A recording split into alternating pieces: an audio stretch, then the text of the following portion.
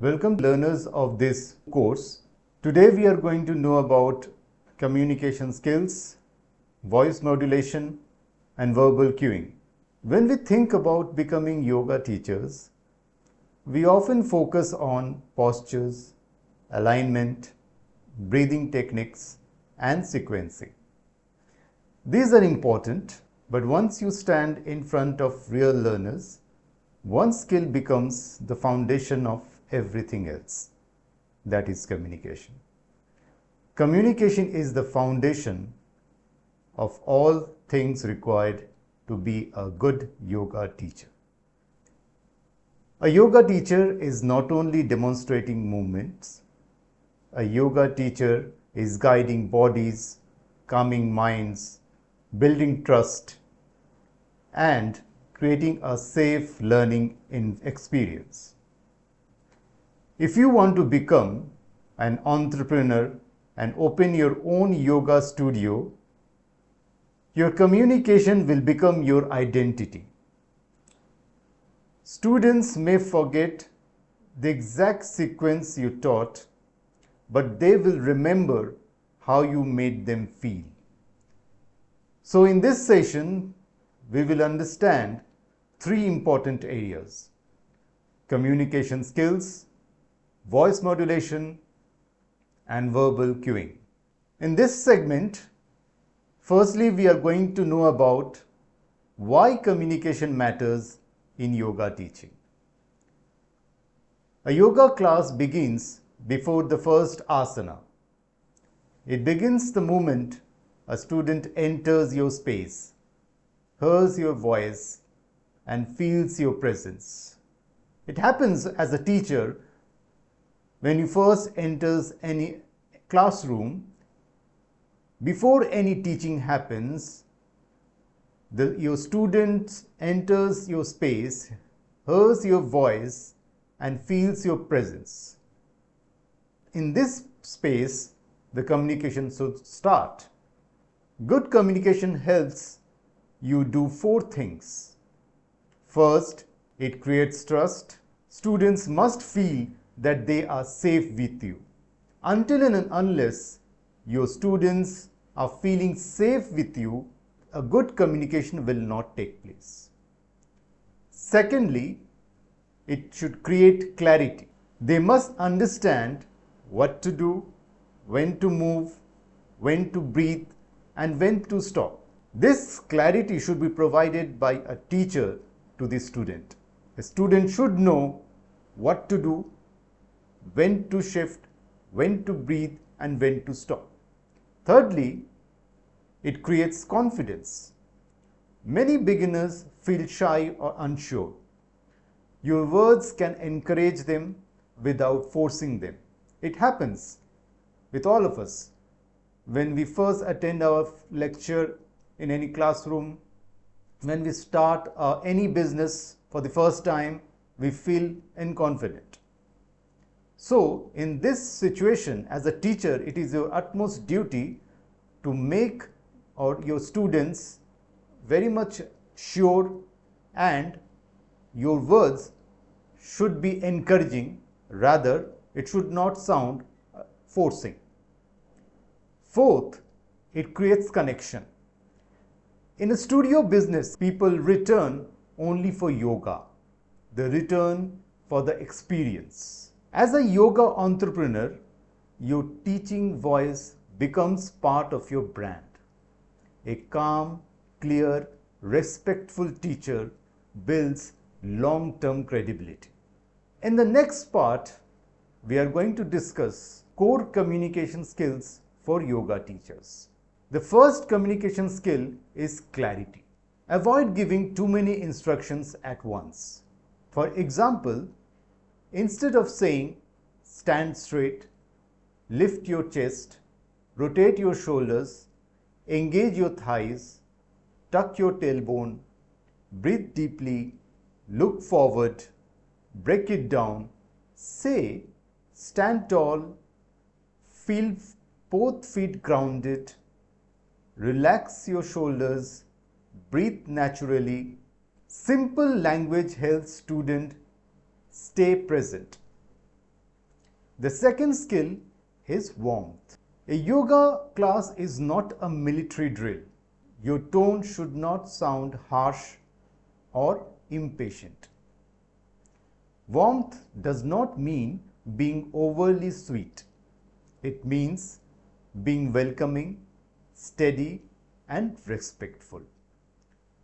For example, this type of dialogue or communication will help a good yoga teacher.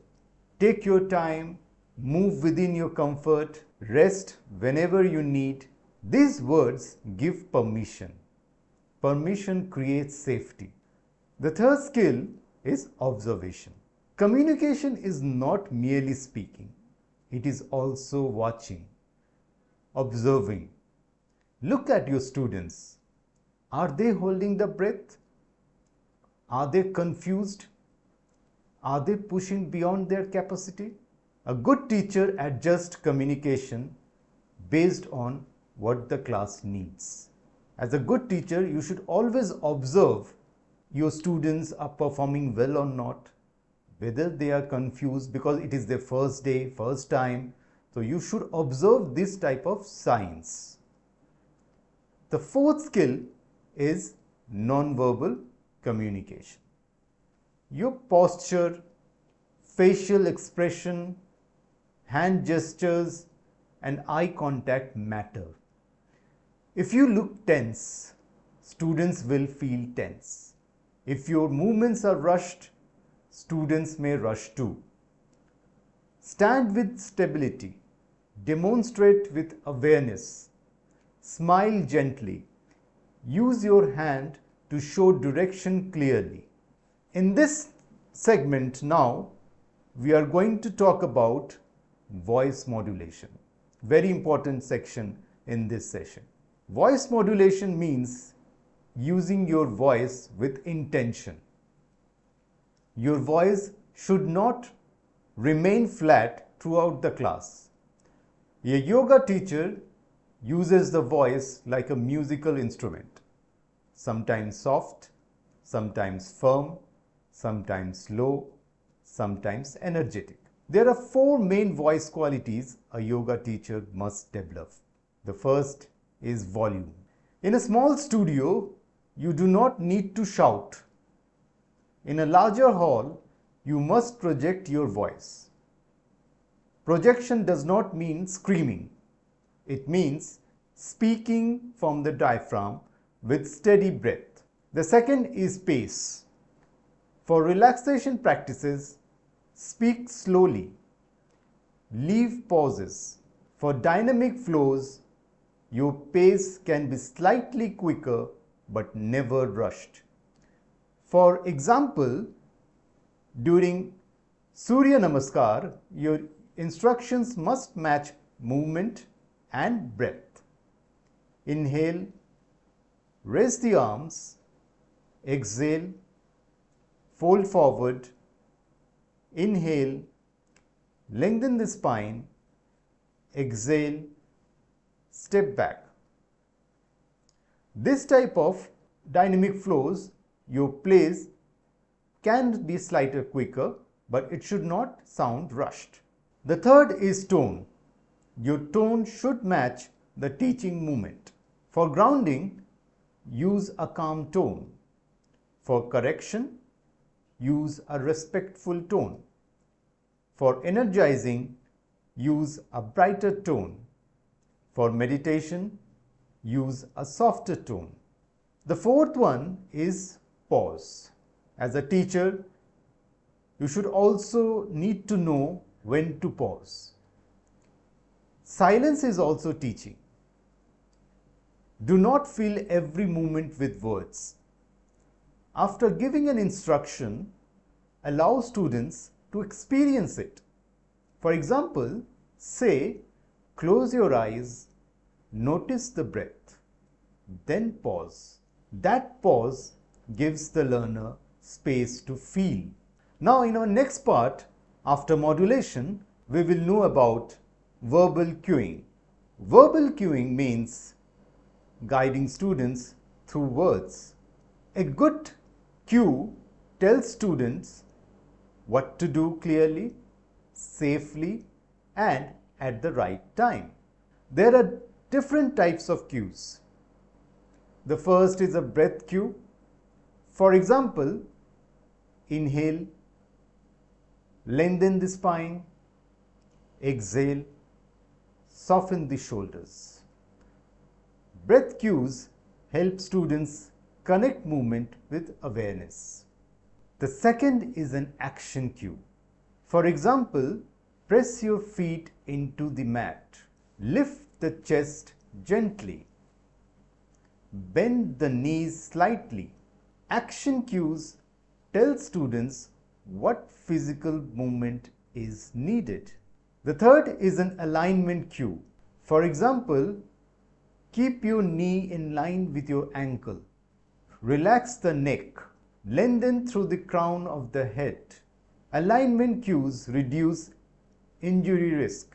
The fourth is a safety cue. For example, if you feel pain, come out slowly. Keep the movement comfortable. Choose the variation that suits your body today. Safety cues are essential, especially when you teach mixed level groups. The fifth is an imagery cue. For example, imagine your spine growing taller. Feel your feet rooting into the earth. Imagery can deepen the experience, but it should not confuse beginners. So as a teacher, you should use all these cues carefully. Now, in this next segment, we are going to discuss about communication for studio entrepreneurs. Now, the basic question here is that as a yoga teacher, you have a dream to open your own yoga studio. If you want to open your own yoga studio, communication is not limited to the yoga mat. You will communicate through your website.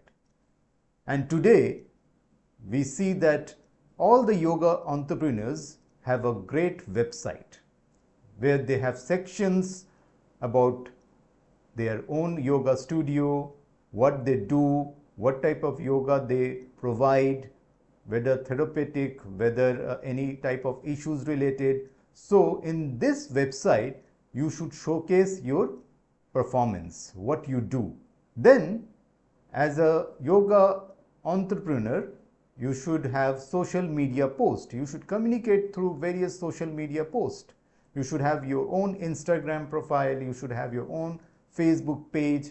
Then you should communicate through your class descriptions, phone calls, posters, and student feedback. Your message must be clear. Who do you teach? Who are your target audiences? Beginners? Is it for working professionals? For senior citizens?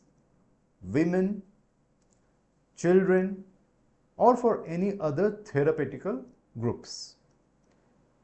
Your class communication should match your audiences. If it is for beginners, you should avoid complicated terms because they are doing this yoga for the first time. This is the first day. You should not complicate with any type of complicated yoga terms. Make them at ease. If it is for corporate clients, highlight stress relief and posture support because they are spending the maximum hours of the day working at their office. So if it is for corporate clients, your focus should be on stress relief and their posture support. If it is for senior citizens, your main focus should be on safety, mobility, and breath. And if it is for advanced learners, it should include depth, discipline, and refinement. Professional communication also includes setting boundaries. For example, please arrive 10 minutes before class. Inform the teacher about injuries before practice. Yoga is not a competition. Practice within your capacity. This type of messages protect both the teacher and the learner. As a yoga entrepreneur or as a yoga teacher, your tone can build trust. Next, your cues can prevent injury that we have discovered in our last segment. Your presence can inspire discipline. A successful yoga teacher does not simply say, "Do this posture." A successful yoga teacher says, "Here is how you can practice safely, mindfully, and with respect for your body." This is what a good teacher is expected to do. As you prepare to teach, you should practice your voice before the mirror, or you can record yourself and listen to it afterwards. This type of practices will help your voice modulation in practice. Sometimes you should sound clear, sometimes it should be kind, and sometimes you should use different cues. When you want to be an yoga entrepreneur, remember, communication is not decoration in yoga teaching. It is the bridge between knowledge and experience. Because as a teacher, you should have this understanding that you are speaking to your target learners, irrespective of their age, irrespective of their profession, irrespective of their whether they are doing it for their basic elements or for corporate other things. You should understand that communication is the foundation of everything. So, it is the bridge between knowledge and experience. Thank you for attending this session.